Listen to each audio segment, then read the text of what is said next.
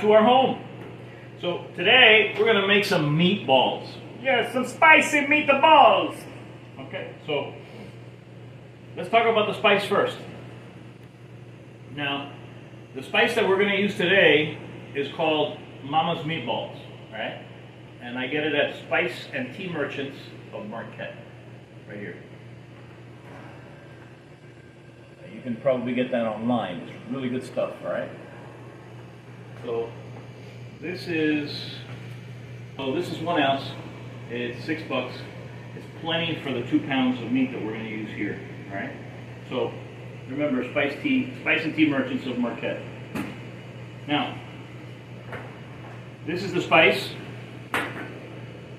3 diced onions, okay? You're going to take the spice, you're going to mix it with the onions. The ass end of the bread. Nobody likes them. Well, I have a use for them. Guess what? They're good in the meatballs. Okay? So you're going to break these up.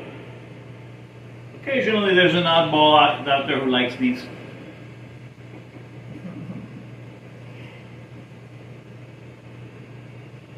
Alright? So you're going to bust 2 slices up.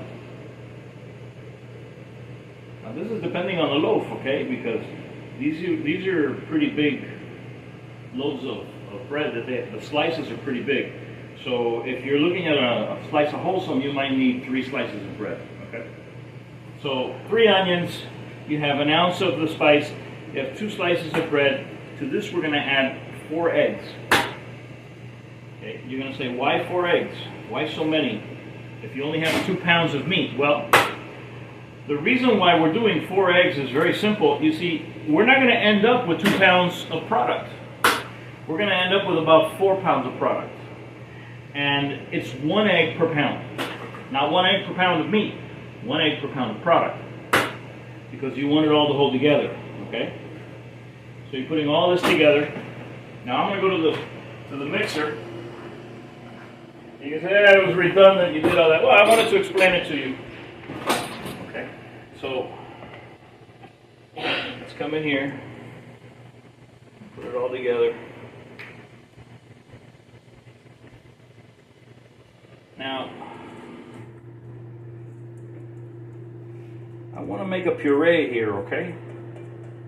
I'm going to get this, turn this into a nice slurry. Nice thing about Google, I can say slurry and not have to worry about it. You guys can look it up.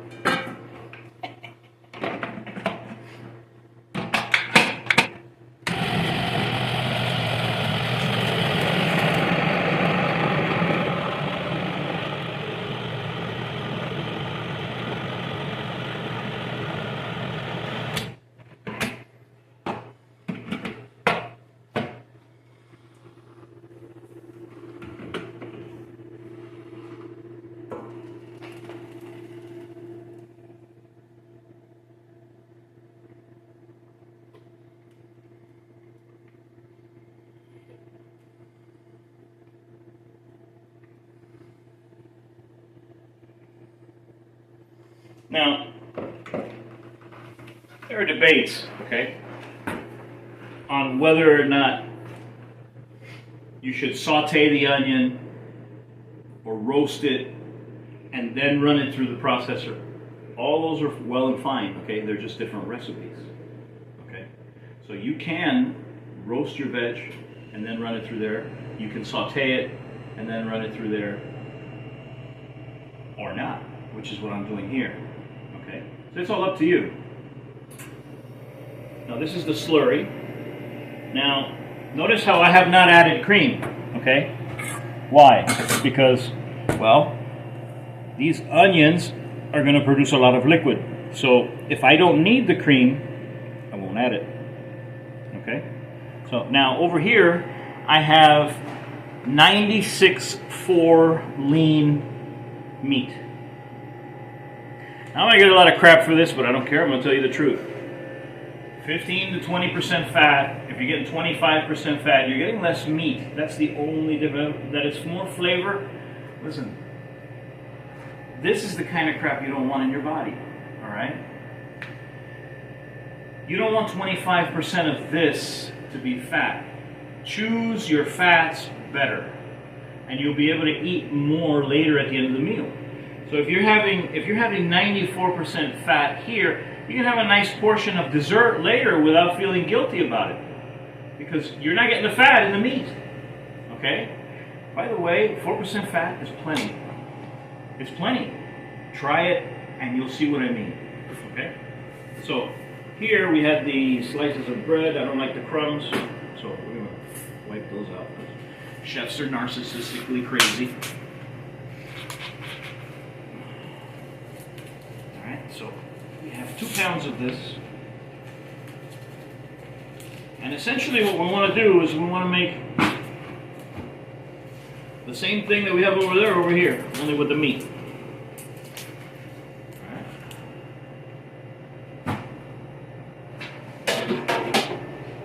Now, with your trusty hand mixer, you're going to get in here.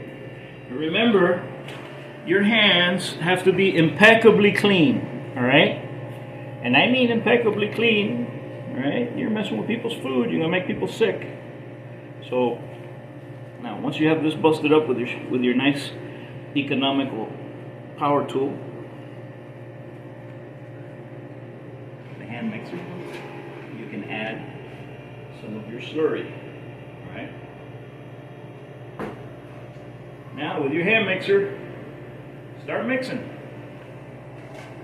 and watch how magically this disappears into the meat. Okay. Look at that. We're halfway there.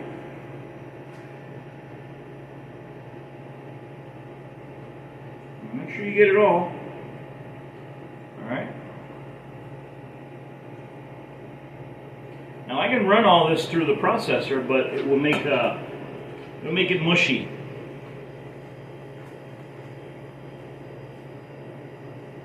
It'll make the meatballs like the meatballs you get from the grocery store. Homogeneous, you know. Yeah. These are more bulky, lumpy. They'll have sections where they have a little bit more spice than others. You know, they won't be the same because we're not running it through the machine. All right.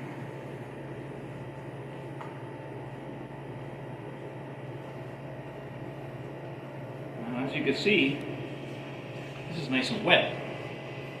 So we are not going to need any cream in here.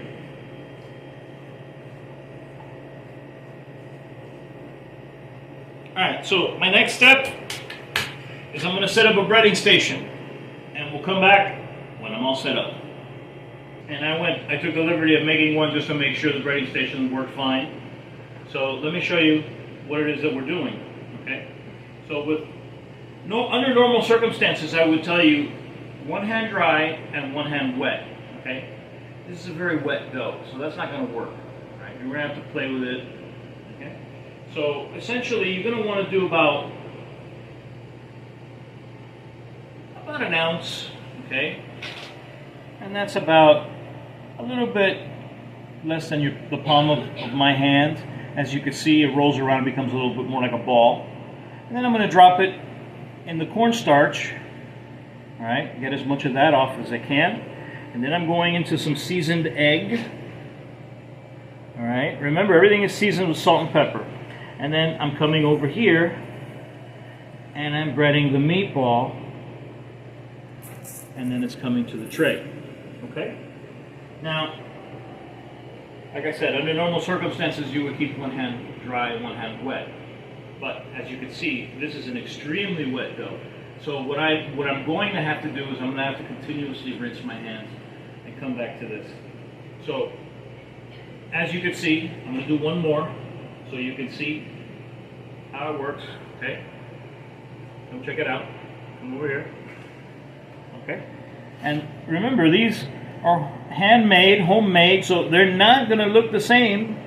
Some are going to be oblong, and some are going to be, they're going to look like oumuamua, So, don't worry about that. One's a little bigger, one's a little smaller. Okay? In the end, They're all great. Now, that's between 1 ounce. Now, you can go 2 ounces, okay? 2 ounces would be double this. And they would take twice as long to bake in the oven or twice as long to fry. But we'll talk about that as we move forward. All right? So now that you see how this goes, we're going to go ahead and do the rest of them. We'll come back when they're all set and done. All right, so we're back. And let me show you what we've ended up with.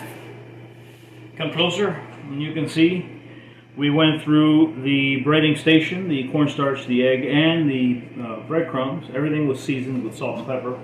And remember, come closer, and then the meat, remember, had the Mama's Meatball seasoning from the Marquette merchants, okay? The spice merchants. Now, our next step here is all up to you, okay? Now, you can fry these. Now, come up here. Now you can fry these or you can bake them, it's up to you. Alright? Personally, I like to fry them. Now my oil is around 335 degrees, which is fine. And what we're going to do is we're going to pluck out a couple of these and we're going to fry them.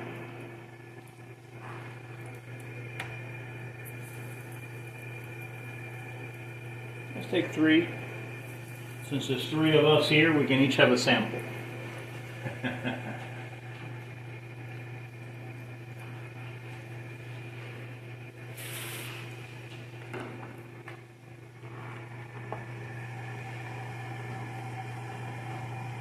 Now, when you're frying these, okay, normally these go in a deep fryer, where the deep fryer is constantly 360 all around these guys. Okay, so if you notice how fast they get crunchy, look at that, how pretty. All right, and then we're going to flip them. All right. Now, what will happen here is turn that off. We got plenty of heat now. So what will happen here is once these are done, you toss them in your tomato sauce, okay? Saute them a little bit with your pasta, and off they go with the plate. Now these don't take very long at all. They're small, they're only 1 ounce, okay?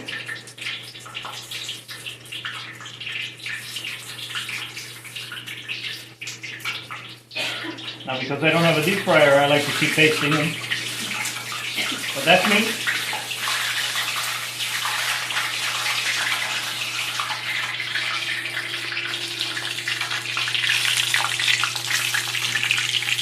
You hear them starting to pop. That means they're coming up to temperature inside. Okay. These are pretty much done. So I'll take them out.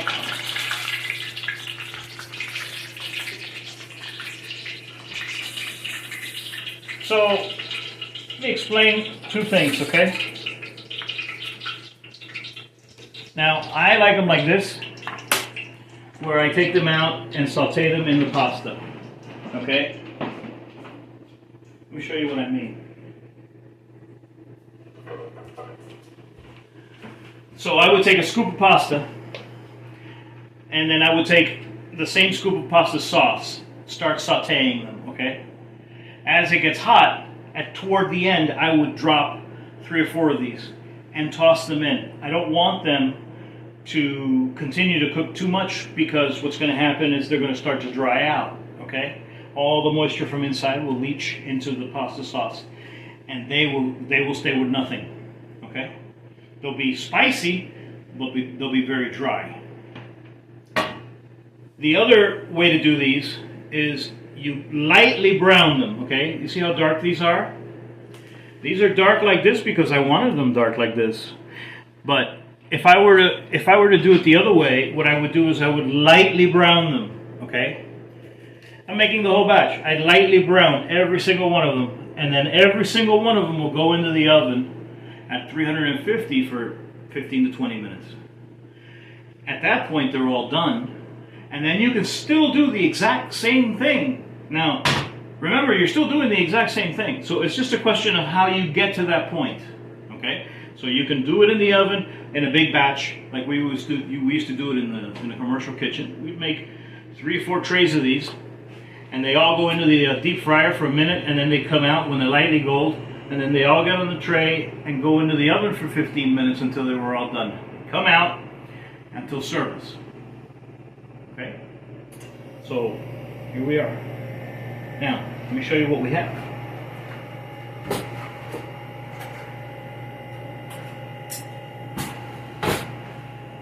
And by the way, you can make a ton of these and freeze them. These freeze absolutely beautifully. Okay? You see how it's not completely cooked on the inside? That's because we're going to toss them in pasta and in the pasta sauce. Okay? So once they're like that, you want this to be the last 3-4 minutes. Come over here so you can see this. You see that?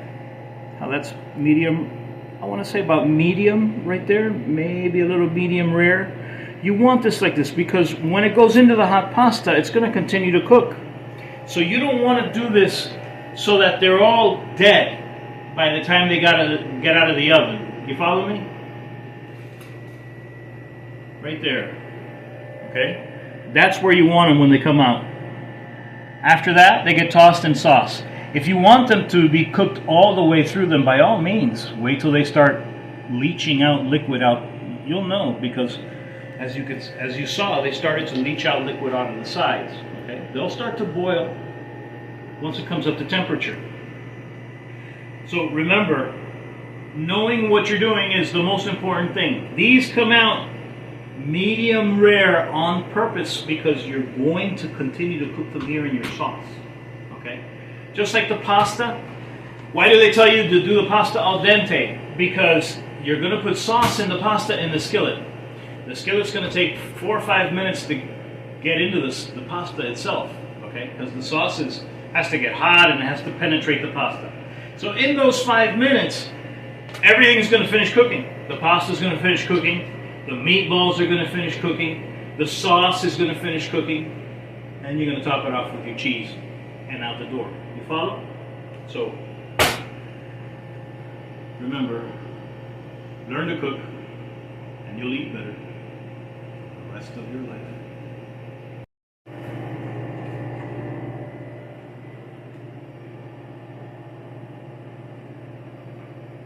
Mamma mia! That's a good meatball. That's fantastic. You guys gotta try this.